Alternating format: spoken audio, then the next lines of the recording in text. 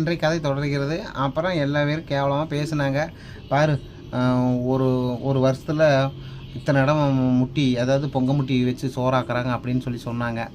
சொல்கிறவங்க சொல்லிட்டு போகிறாங்க. என்ன பண்ணுறது, அப்போல்லாம் சாப்பாட்டுக்குலாம் ரொம்ப கஷ்டங்க. நான் சின்ன பையனாக இருந்தேன். அப்புறம் எங்கள் அண்ணன் இருந்தான். எல்லா பேரும் கஷ்டம். அப்போ அக்காவும் ஸ்கூலுக்கு வராதனால நாங்களும் அப்படியே ஸ்கூலுக்கு போகிறத கட்டடிச்சு ஸ்கூலுக்கே போகிறதில்ல. அப்படியே ஆடு மாடு மேய்ச்சிக்கிட்டு அப்படியே சுற்றிக்கிட்டு ஜாலியாக மலையில் போய் சுற்றிக்கிட்டு பழம் பிடிச்சி சாப்பிட, அதை பண்ண இதை பண்ண அப்படி இருந்தோம். ரொம்ப கஷ்டம் வந்துருச்சு. அப்புறம் நான் போய் ஒரு டீ கடையில் போய் சேர்ந்துக்கிட்டேன். டீ கடையில்னா முதல்ல வந்து பார்த்திங்கன்னா சனி ஞாயிறுக்கு போய்கிட்டு இருந்தேன். ஸ்கூல் போயிட்டு இருக்கும்போது அது எனக்கு ஒரு 10 வயசு இருக்கும்னு நினைக்கிறேன். அப்போ போய் நான் டீ கடையில் போய் சேர்ந்துட்டேன். டீ கடையில் போய் சேர்ந்து டீ கிளாஸ் கழுவிக்கிட்டு அப்படியே இருந்து சனி ஞாயிறு போயிட்டு இருந்தேன். அப்புறம் அப்படியே போனோன்னா ரொம்ப கஷ்ட சூழ்நிலை. அதனால் அப்படியே டீ கடைக்கே போயிட்டேன். நான் ஸ்கூலுக்கு போகல, ஸ்கூல் நிப்பாட்டிட்டு. அதே மட்டும் அண்ணனும் அப்படி தான், அவனும் தச்சு பழகிறேன்னு சொல்லி தச்சு பழகிறதுக்கு நிப்பாட்டிட்டான். அக்காவும் வீட்டிலே இருந்துட்டாங்க. அவங்களும் 18 முடிஞ்சு. அக்காவுக்கும் சரி பொண்ணு மாப்பிள்ளையும் வந்தாங்க.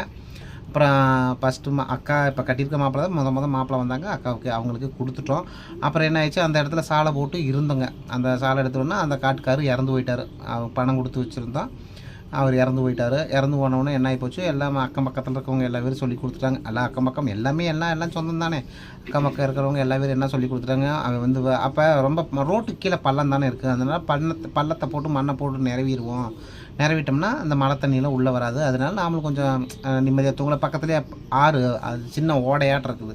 அந்த ஓடையில் வந்து தண்ணி மழை பெஞ்சா தண்ணி வரும். அதனால் அந்த தண்ணி இந்த பக்கம் ஏறுது அப்படின்னு சொல்லிட்டு கிணத்து மண் ஒரு 10 நடை கொண்டு வந்து அடித்து வச்சுருந்தாங்க. அடிக்கலாம்னு அடித்து வச்சுட்டு அக்காவுக்கு கல்யாணம் ரெடி ஆயிடுச்சு. அதனால் அக்காவை கட்டி கொடுத்துடலாம் அப்படின்ட்டு சொந்த ஊருக்கு வந்திருந்தோம். சொந்த ஊருக்கு வந்து அங்கேயே, ஏன்னா அப்புறம் கல்யாணம் பண்ணுறபோது நாம் இருக்கிற இடத்துல ரோட்டு ஓரத்தில் வச்சு முடிக்க முடியாதுல்ல. அதனால் சொந்த ஊருக்கு போய் எல்லா பேச்சுவார்த்தை எல்லாம் முடிஞ்சு கல்யாணம் பண்ண ஒரு வாரம் 2 வாரம் இருக்குங்க. 2 வாரம் வீட்டுக்கு வரல, ரோட்டு ஓரத்தில் இருக்கிற வீட்டுக்கு வரல. அப்புறம் வந்து பார்த்திங்கன்னா அந்த ஐயன் செத்து போயிட்டார். அவர் ஏற்கனவே என்ன வாக்கு நம்மளுக்கு கொடுத்துருந்தாரு, என் காட்டுக்குள்ளே இருந்தால் தாம உன்னை வெளியே போக சொல்லணும், நீ ரோட் கரையில் இருமா, உன்னை யாரும் வெளியில் போக சொல்ல மாட்டாங்க அப்படின்னு சொன்னாங்கல்ல. அந்த ஐயன் இறந்துட்டார்.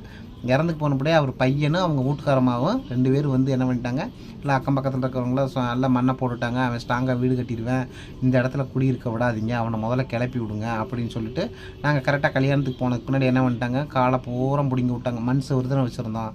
அப்போ காலெல்லாம் பிடுங்கி விட்டு வீட்டை அப்படியே குப்புறக்கு போட்டு வீட்டை சுற்றி முள்ளு வெளியே போட்டு அடைச்சிட்டாங்க. அப்புறம் யாருமே எங்களை வந்து இருங்கன்னு சொல்கிறது, எங்கள் மாமன்னு யாரும் எங்களுக்கு சொல்லலை. சின்ன மாமா வீடுன்னு சொல்லலை, பெரிய மாமா வீடுன்னு சொல்லலை, நடு மாமா வீடுன்னு சொல்லலை, யாருமே எதுவுமே சொல்லலை. ஆனால் எல்லா பேரும் வந்து பார்த்துட்டு யாருமே எதுவுமே சொல்லலை. இப்படி வந்து பண்ணிட்டாங்களே அப்படின்னு ஊர்க்காரங்களுக்கு போய் சொன்னதுக்கு ஊர்க்காரங்க என்ன சொன்னாங்க, நீயே அவன் காட்டு ஓரத்தில் குடியிருக்கிற, நீ கிளம்பு அப்படின்னு சொல்லிட்டாங்க. அப்புறம் இத்தனை மாமிங்கள் இருந்து அம்மா அழுகுறாங்க.